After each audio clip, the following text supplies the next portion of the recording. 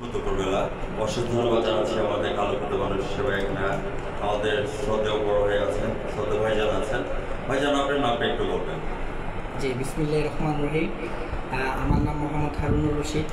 হারুন ভাই, আপনাকে আমার ব্রাইট নিউজ 99 চ্যানেল এবং জাতীয় পত্রিকা দৈনিক আজকে আলোকিত সকাল থেকে আমি সিলেট জেলার প্রতিনিধি হিসেবে প্রথমে হারুন রশিদ ভাই আপনাকে ধন্যবাদ জ্ঞাপন করছি এবং অডিয়েন্সে আমাদের কুমিল্লার ভাইয়েরা আছেন, ওনাদেরকে আমি ধন্যবাদ জ্ঞাপন করছি। প্রথমে আমি আপনার কাছে জানতে চাচ্ছি আপনাদের এই ব্যবসা প্রতিষ্ঠানটি হারুন রশিদ ভাই আছে কত বছর হয়েছে?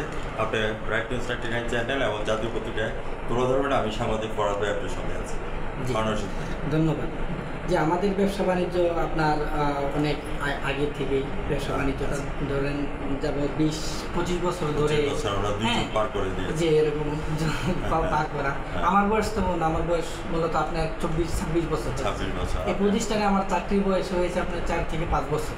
হ্যাঁ, তো এই 4-5 বছরে মনে করেন অভিজ্ঞতা আর কি আমার।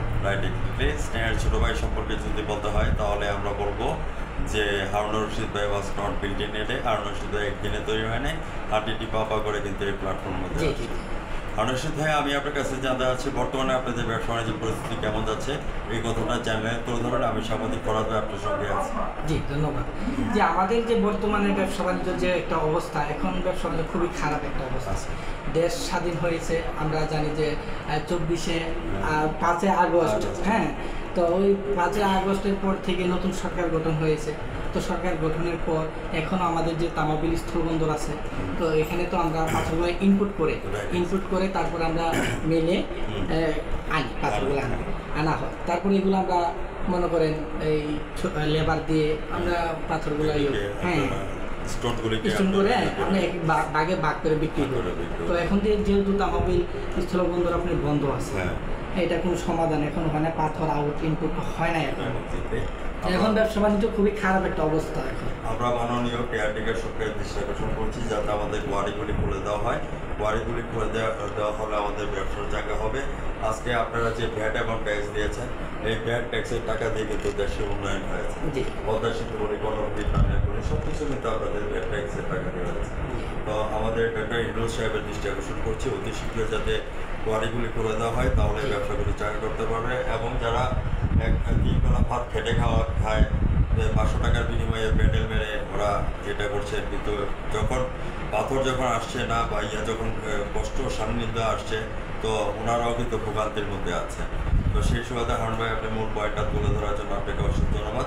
এখান থেকে হারুন ভাই আপনাদের পাথরগুলি কোথায় কোথায় ডেলিভারি দিয়ে? যে এখান থেকে আমাদের পাথরগুলো বাংলাদেশের সব জায়গায় যায়। হ্যাঁ, এবং কোনো জায়গায় পাট নেই, আমাদের পাথরগুলো যাচ্ছে না। ঠিক আছে, ঢাকা, তারপর কুমিল্লা, চট্টগ্রাম, ফেনী, সকল দেশেই আমাদের পাথরগুলো যায়। বাংলাদেশের মধ্যে প্রত্যেক জেলার মধ্যেই পাথরগুলো আমাদের যায়। এমন দেশটি কোথাও খুঁজে পাবো না ওরা, স্বপ্নে এসেছে রানী এসেছে আমার জন্য। আজকে বন্যার মধ্যে কবলিত হয়ে আছে কুমিল্লা, ফেনী, নোয়াখালী, চিটাগং, সুনামগঞ্জ। সেই ক্ষেত্রে আপনার অনুভূতিটা কেমন লাগছে? জি, ওই সুবাদে যে কি বলবো, আসলে দুঃখজনক বিষয় এটা, মানে খুবই কষ্টকর বিষয় এটা। হ্যাঁ, খুব কষ্ট লাগে, বা দাঁড়াতে পারতেছি না তাদের পাশে গিয়ে, বা সময় দিয়ে পারতেছি না। ঠিক আছে, তবুও আমাদের এলাকা থেকে প্রায় আপনার 4-5টা টিম গেছে ওদের, কিন্তু যাই হোক সরাসরি যেতে পারি না, কিন্তু অর্থ দিয়ে কিছু দিয়ে সামান্য দিয়ে সাহায্য তাদের পাশে আছি, ইনশাল্লাহ থাকবো, ভবিষ্যতেও থাকবো। তাদের বন্যা কবলিত মানুষের পাশে আমরা আছি, থাকবো ইনশাল্লাহ। দোয়াও করি তাদের জন্য, আল্লাহ পাক জানি তাদেরকে সুস্থতা রাখে, ভালো রাখে, এই কামনাই করি। ভিউয়ার্স, হারুন রশিদ ভাই আপনাকে ধন্যবাদ জ্ঞাপন করছি চ্যানেলে মূল কথাগুলি তোলার জন্য।